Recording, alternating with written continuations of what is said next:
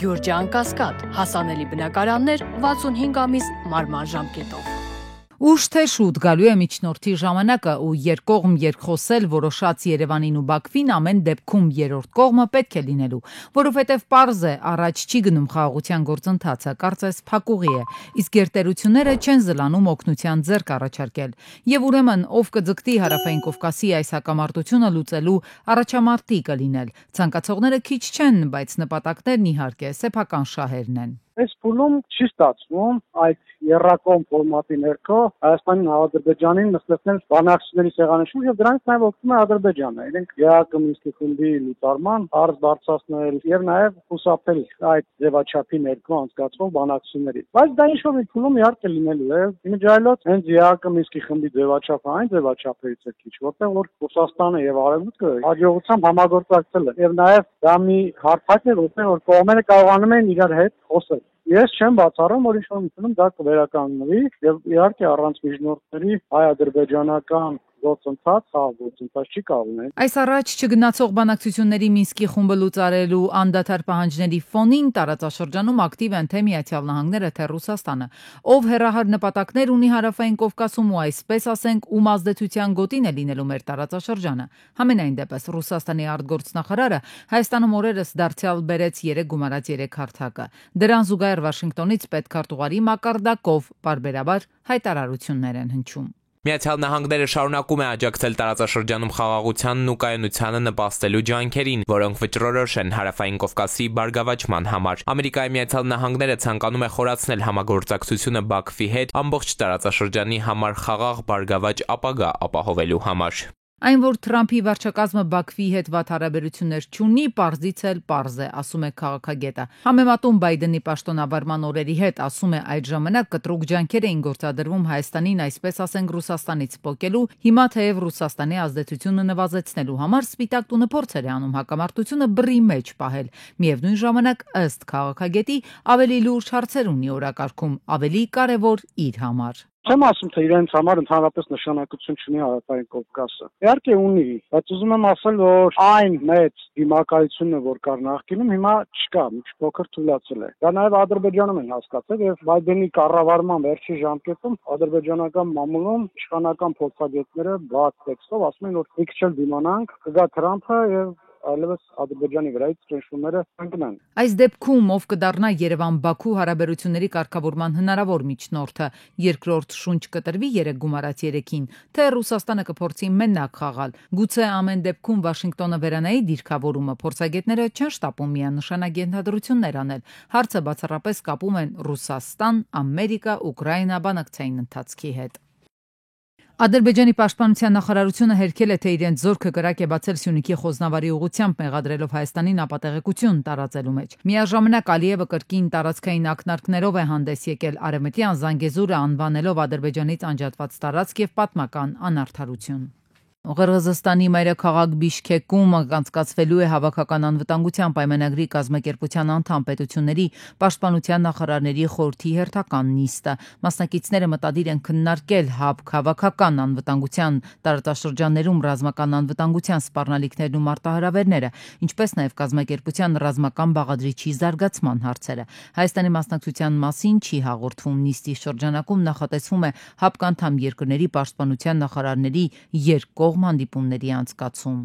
Ռուսաստանի արտգործնախարար Լավրովը եկավ Երևան, վերադարձավ Մոսկվա ու Թուրքիայի արտգործնախարար Ֆիդանին է հրավիրել Ռուսաստան։ Հական Ֆիդանը Մոսկվայում կլինի մայիսի 26-ից 27-ը եւ ահա ռուսական արտգործնախարարությունը հայտարարել է, թե Մոսկվան եւ Անկարան հետաքրքրված են Հարավային Կովկասի խաղաղությամբ եւ որ կողմերը կքննարկեն երկկողմ եւ միջազգային համագործակցության հարցերի լայն շրջանակ, այդ թվում Կովկասում գործակցության խորացման հարցը, ներառյալ մեջբերում ենք տրանսպորտային կապերի եւ հաղորդակցությունների ապաշրջափակումը, ինչպես նաև տարածաշրջանի հետ հակամարտային վերականգնումը։ Ռուսաստանը եւ Թուրքիան շահագրգռված են Հարավային Կովկասի խաղաղությամբ։ Կողմերի կարծիքով դրան կարելի է հասնել 3+3 տարածաշրջանային համագործակցության հարթակի շրջանակներում, համատեղ ջանքերի միջոցով։ 3 գումարած 3-ն ի դեպ հիմա Բաքվի սիրած թոփ թեմաներից է։ Ալիևն ավելի վաղ պնդում էր, թե կուշտ են միջնորդներից, առաջ մղելով պահանջը լուծարել Մինսկի խումբը։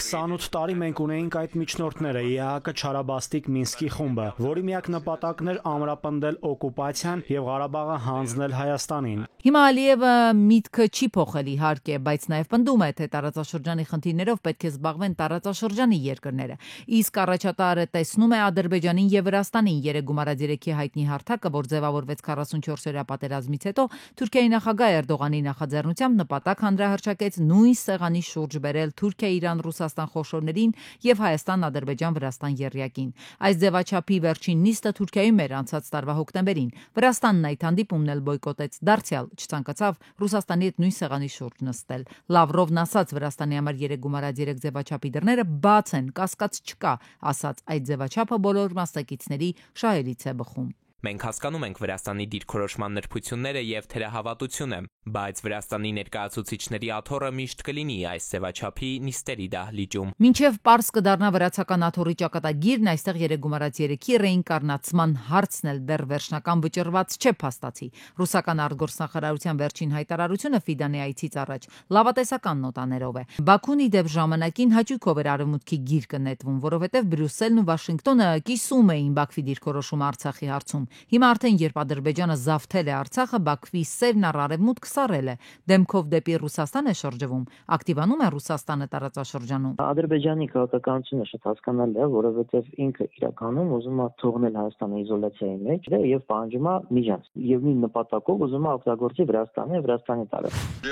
Ռեալ ճանապարհը հողի վրա տեսնելն ու հնարավորությունները ռեալ գնահատելն է, ինչ որ թափանցիկ խոստումների համեմատ, որոնք կարող են լինել Բրյուսելից, թեպետ հիմա կարծես առանձնապես խոստումներ էլ չկան։ Բրյուսելում չեն էլ նախատեսում ընդլայնել կառույցը ներգրավելով Հայաստանը։ Ինչ հայտարարի կգան Լավրովն ու Ֆիդանը մոսկովյան հանդիպմանը, ում կողմից է Մոսկվան Երևան-Բաքու կոնֆլիկտում, էսկալացիան կանխելու խաղաղության կայունության, ռուս վերլուծաբանի պատասխանը լակոնիկ է։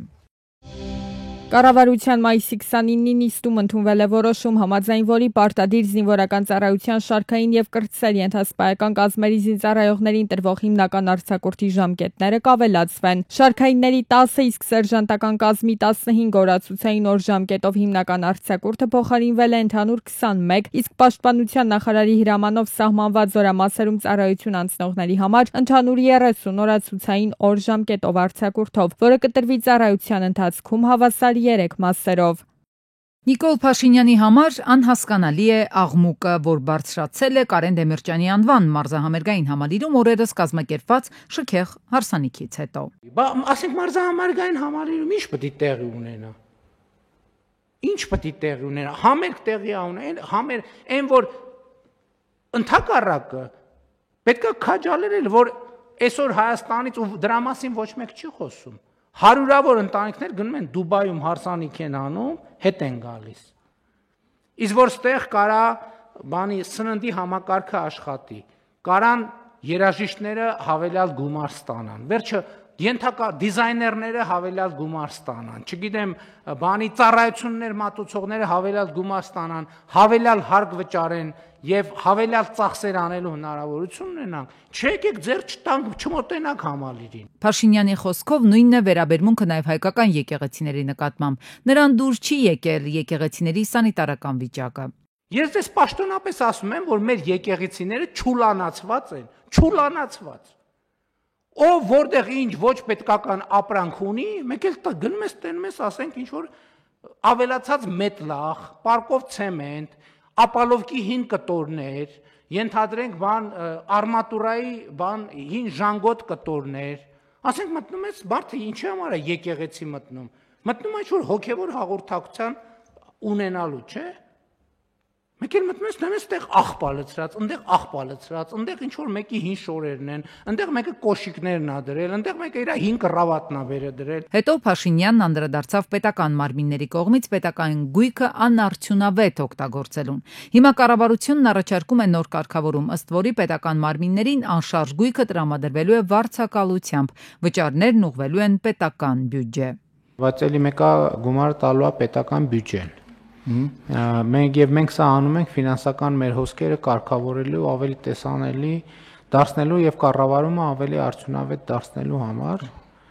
Այսինքն հիմա ենթադրում եմ կառավարության շենքն ենք վարձակալում։ Այսինքն այնտեղ ֆիքսվելու ենք ինչ որ առումով գույքի քառակուսի մետրով եւ այլն տենց չափանիշներ ենք դնելու, որ հիմնարկների ղեկավարները իրանք ցերտին ասեն, բա մի րոպե ինչ ենք այսքան քառակուսու համար վճարում, եթե այդ քառակուսիները չենք օգտագործում։ Կառավարության որոշումներից մեկն էլ վերաբերում է ուժային կառույցներում ծառայողներին։ Պաշտպանության նախարարությունում կամ ազգային անվտանգության ծառայության սահմանապահ զորքերում ծառայության անցած սպաները բնականon ձեռք կբերեն հիպոթեկային վարկավորման պետբյուջեի միջոցներով։ Շահառու սպան սահմանված գումարի չափով 35 միլիոն դրամ կարող է բնականon կամ առանձնատուն ձեռք բերել Երևանում կամ մարզում։ Սահմանված ժամկետի ընթացքում զինվորական ծառայությունից արձակվելու դեպքում հիպոթեկային վարկավորման պայմանագրով վճարումները պետբյուջեից կդադարեն։ Ավելին, զինծառայողը կպարտավորվի բյուջե վերադարձնել այն գումարները, որ վճարվել է պետբյուջեից հիպոթեկային վարկավորման պայմանագրի շրջանակներում։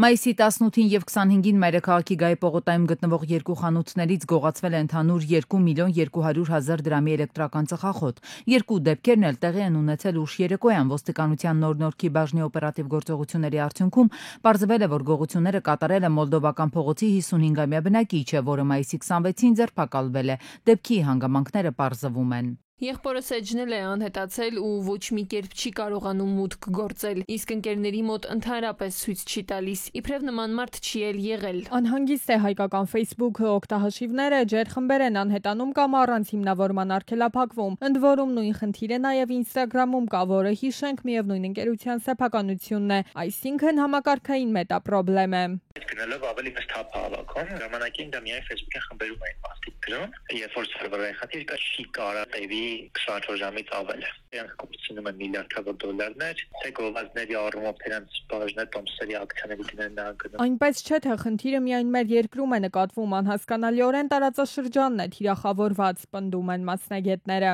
Առաջացած լսեցին որ խնդիր կա մոտ, երկու տարբերակ առաջ քաշեցին, առաջինը գուցե մասսայական հակերային հարձակում աղել, որի ընթացքում ոնց որ միացել է այսպես կոչվող մետա ինքնապաշտպանականը, երբ որ ինքնապաշտպանականը միանում, օրինակ ինչ որ մեկը ուզում է դեր պրոֆիլը գողանա, Facebook-ը նկատում է տարբեր գաղտնաբարերը հավաքում է վայելում, Facebook-ը բլոկավորում է այդ պրոֆիլը, դրանց ինքը պաշտպանում է։ Ուրիշ տարբերակ էլ կա, որ խնդիրը դիացից է։ Ինչ անել, երբ սեփական օգտահաշիվը դառնում է անկառավարելի, այսպես ասած ձեռքից գնում է։ Մեդիա մասնագետներն առայժմ միայն առաջարկում են անընդհատ մուտք գործելու կամ գաղտնաբար վերականգնելու փորձեր չանել։ Ուշադիր հետևել էլեկտրոնային փոստին, հատկապես թե ով է ձեզ նամակ գրում։ Ի դեպ, մեդիա փորձագետները նաև տեղեկացնում են, որ Facebook-ում ինչ որ փոփոխություններ են նկատում մեր ազգային հերոսի Մոնթե Մելքոնյանի խնդրի հետ կապված։ Ասում են, թե տպավորություն ունեն, քաղաքականությունը փոխվել է, զանգվածային հակագրոհներն արդյունք են տվել։ Դե գոնե հիմա կտրուկ չի փակում էջերը, երբ մեր հերոսի անուն ազգանունն ենք գրում կամ նրանից լուսանկար հրապարակում։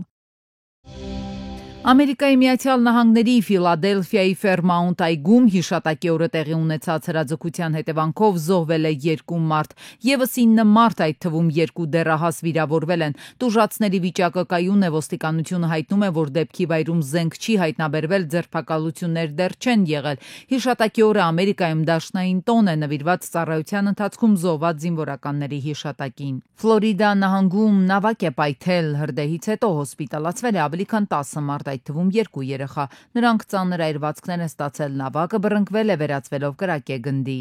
Կրիպտո ներդրողները դժգոհ են մնացել ԱՄՆ նախագահ Դոնալդ Թրամփի կազմակերպած մասնավոր ընթրիքից։ Վիրջինիայի իր գոլֆի ակումբում նախագահը մասնավոր ընթրիք էր կազմակերպել կրիպտո արժույթի 220 խոշորագույն ներդրողների համար։ Հյուրերը ընթրիքի համար 1.7 միլիոն դոլար էին ծախսել։ Նրանք քննադատել են սննդի որակը ու նշել դա ամենավատ ուտելիքն էր, որ երբևէ կերել ենք Թրամփի հաստատությունում։ Միակ ուտելի բանը հացն ու կարագն էր։ Լիվերպուլում մեքենան մխրճվել է մարդկանց բազմության մեջ, որը տոնում Համանուն ֆուտբոլային ակումբի հաղթանակը Անգլիայի Պրեմիեր լիգայում։ 27 հոգի հոսպիտալացվել է, նրանցից մի քանիսը ծայրահեղ ծանր վիճակում։ Մեքենայի վարորդը ձերբակալվել է, միջադեպը տեղի է ունեցել առաջնության շքերթի ավարտից կարճ ժամանակ անց, որի ընթացքում կենտրոնում հավաքվել էին հազարավոր մարդիկ։